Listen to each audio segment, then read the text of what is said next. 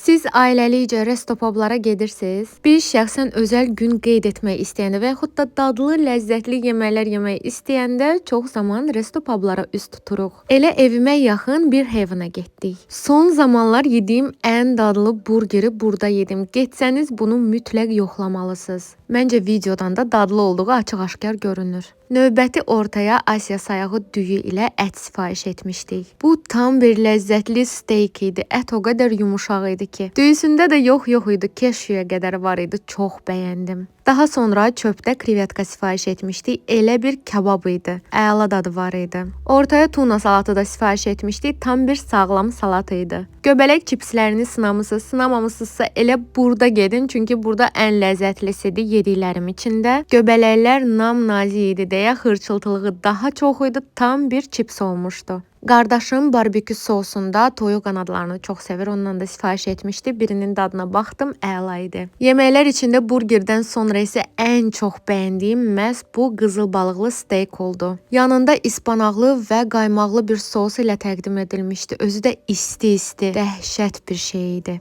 Məkanın çox gözəl ab-havası, atmosferi var və 2 mərtəbədən ibarətdir. Əlavə olaraq terası da var. Elmlər Akademiyası yaxınlığında yerləşir. Aşağıda səhifələrini də mütləq qeyd edəcəm.